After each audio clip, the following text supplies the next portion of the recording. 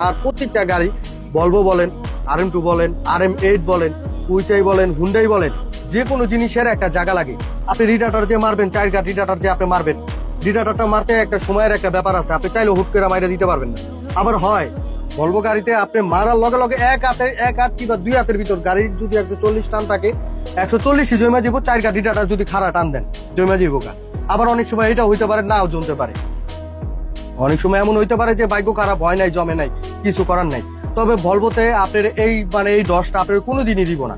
Hyundai চালাইছি, Hyundai তো আমি ডস খাইছি। তারপরে আপনার গ্রিল লাইনের ভলভো চালাইছি।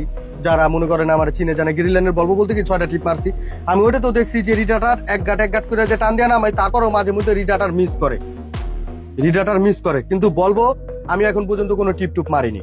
যতটুকু চালাইছি 2, 4, 10 কিলো 15 কিলো যাই চালাইছি, এক পিস করছি। রিটার্টার ফাংশনের দিক দিয়ে যে যতটুকু বুঝলাম কিংবা শুনলাম, সিনিয়র পার্সন যারা আছে সবার মুখে শুনলাম, যন্ত্র রিটার্টারের জন্য আজ পর্যন্ত ভলভোতে কেউ ডস খায় নাই, কিংবা এই রিটার্টারের কারণে কিংবা ব্রেক ফাংশনের কারণে আজ পর্যন্ত কেউ কোনো গাড়ির সাথে কিংবা গাছের সাথে কিংবা কোনো জায়গায় ফালাইছে, কোনো জায়গায় মারছে, এরকম আমি শুনি নাই। আর মায়ের যে খায় নাই তা না, দুর্ঘটনা ঘটেই পারে, স্বাভাবিক। আপনার ভুলেই হোক, আমার ভুলেই হোক, কেউ ইচ্ছাকৃত ভাবে করে না।